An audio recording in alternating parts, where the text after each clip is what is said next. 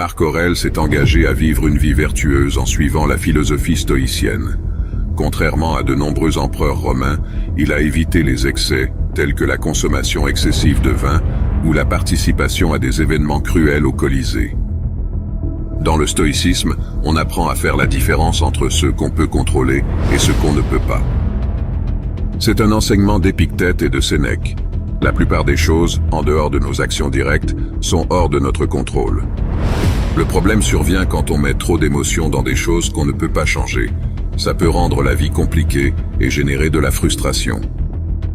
En se détachant émotionnellement de ces choses, on retrouve le contrôle sur notre vie, on devient plus serein et on se laisse moins perturber par les circonstances extérieures. C'est une approche qui peut améliorer notre bien-être, peu importe notre âge. Pour Marc Aurèle, rester imperturbable face aux choses qui échappent à son contrôle lui a permis de faire face aux nombreuses responsabilités et défis qu'il devait affronter en tant qu'empereur, tout en se concentrant sur la mission qu'il croyait avoir reçue des dieux. Pour Épictète, cela signifiait la liberté. Pour d'autres, ne pas être affecté par des forces externes, ou du moins en sélectionner celles qui comptent vraiment, peut être une façon de se concentrer sur des objectifs qui ont de l'importance. Et pour certains, cela peut simplement être un chemin vers une vie plus heureuse. Dans ses méditations, Marc Aurèle fait à maintes reprises la distinction entre le présent, le passé et le futur. Dans chaque catégorie, l'ancien empereur romain a des enseignements précieux sur la façon dont nous accordons soit trop d'importance à ces éléments, soit nous préoccupons de manière inappropriée, soit nous focalisons sur des choses inappropriées. Pour plus de clarté et de structure, cette vidéo sera divisée en ces 3 catégories, commençant par le futur. Comme l'a bien dit Sénèque, nous souffrons souvent plus dans notre tête à cause de notre imagination que dans la réalité. Cela montre que nos pensées sont souvent à l'origine de notre propre souffrance. Lorsque nous pensons au futur, notre imagination s'emballe souvent, créant de nombreuses idées sur ce qui pourrait se passer, même si la plupart de ces scénarios ne se réaliseront probablement jamais. Nous nous inquiétons et nous nous préparons à gérer ces situations imaginaires, mais cela nous rend anxieux, car nous ne savons pas vraiment comment l'avenir se déroulera. Dans certains cas, ce qui se passe correspond à ce que nous avions anticipé, mais dans de nombreux autres cas, le destin nous surprend en nous confrontant à des événements que nous n'aurions jamais pu prévoir. Prenons un exemple. Nous pourrions avoir consacré des années à planifier méticuleusement et à économiser pour une retraite bien méritée. Pourtant, juste au moment où nous approchons de nos années dorées, nous pourrions être confrontés à un diagnostic de cancer dévastateur qui nous donne seulement quelques mois à vivre. La simple possibilité de ces événements peut causer beaucoup d'anxiété. Nous pensons à toutes les choses qui pourraient mal tourner, comme une guerre mondiale ou une perte financière totale. Mais tant que ces choses ne se passent pas ici et maintenant, nous ne pouvons pas les gérer, car elles n'existent que dans nos pensées. Le futur nous préoccupe parce que nous y pensons, mais en réalité, il n'existe que dans notre tête. Marc Aurèle nous rappelle que ce n'est pas le poids du futur qui nous accable, mais plutôt le poids du moment présent. Le futur en lui-même ne nous fait pas de mal, c'est notre manière actuelle de le percevoir qui détermine notre souffrance. L'anxiété liée aux événements futurs se produit en réalité ici et maintenant. De manière ironique, le futur n'existe pas dans le présent, car lorsque nous y arrivons, il devient le présent. Ainsi, notre malaise concernant le futur provient de nos préoccupations actuelles.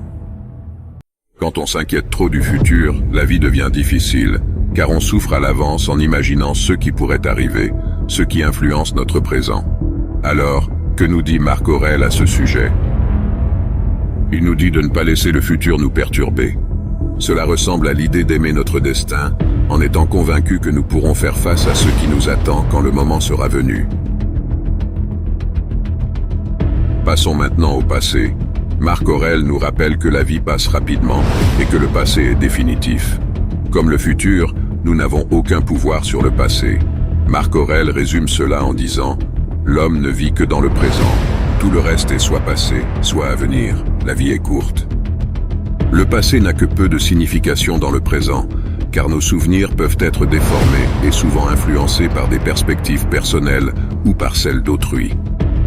Ainsi, non seulement le passé est hors de notre portée pour le changer, mais nos propres souvenirs à son sujet peuvent être peu fiables. Cela nous rappelle de nous concentrer davantage sur le moment présent, où nous pouvons réellement agir et vivre pleinement.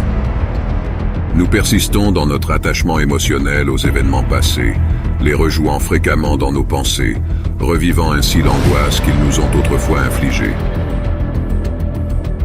Le passé est irréversible, il nous échappe.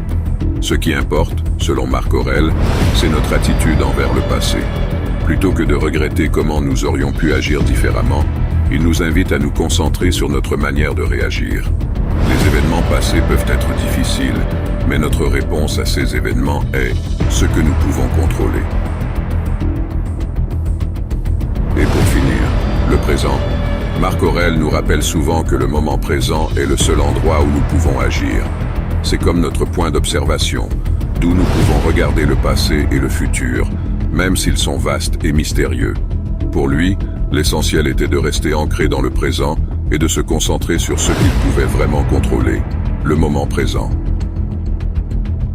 Même lorsque nous réussissons à laisser le passé derrière nous et à ne pas trop nous inquiéter du futur, nous avons souvent tendance à nous préoccuper excessivement de choses qui n'ont pas vraiment d'importance, de choses qui se passent en ce moment même. Il nous arrive fréquemment de ressentir de la frustration face à la manière dont la vie se déroule ici et maintenant. Et quand les choses ne se passent pas comme nous le voudrions, nous sommes souvent submergés par des émotions telles que la colère, la tristesse ou le désespoir. Il est inutile de se laisser perturber émotionnellement par ce que le destin nous réserve. Nous ne pouvons pas contrôler comment le monde autour de nous se déroule, mais nous pouvons contrôler notre façon de réagir à ces événements. Pourtant, nous avons tendance à nous laisser perturber parce que nous n'aimons pas ce qui se passe, ou parce que ce que nous souhaitons ne se réalise pas toujours.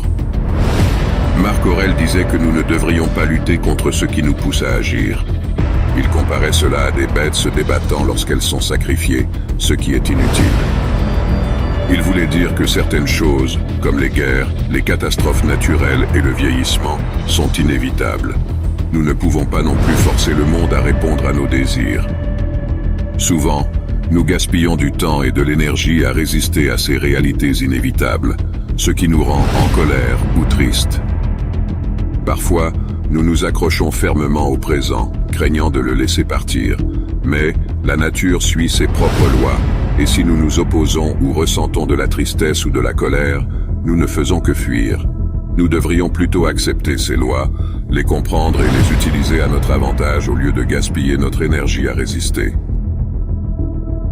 Dans le 7e livre de ses méditations, Marc Aurèle nous a donné un conseil simple. Plutôt que de nous concentrer sur ce qui nous manque, nous devrions apprécier ce que nous avons ici et maintenant. Cependant, il nous a rappelé de ne pas devenir trop attachés à ces choses au point de les surestimer, car cela pourrait nous causer de la peine si nous les perdons. Pourtant, accepter sa situation peut être compliqué, surtout quand on fait face à des moments difficiles.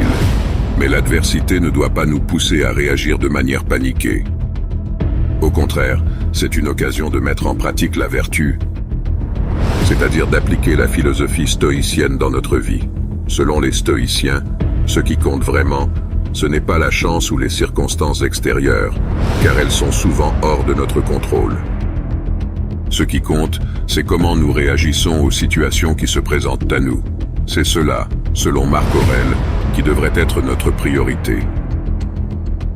Comme l'a si bien écrit Marc Aurèle, dans l'instant présent, accepte tout comme provenant du même principe, de la même substance animale, du même souffle, du même Dieu ou du même atome. Tout est interconnecté et en constante transformation. Tout ce qui arrive est naturel et familier, car c'est le cours de l'univers. C'est la fin de cette vidéo. J'espère sincèrement que vous l'avez appréciée. Si c'est le cas, pensez à vous abonner à la chaîne. Si vous avez regardé jusqu'à la fin, n'hésitez pas à laisser un commentaire en disant « sagesse » pour que je puisse le savoir. Je prendrai le temps de lire tous les commentaires. Merci infiniment pour votre attention et que la sagesse vous accompagne.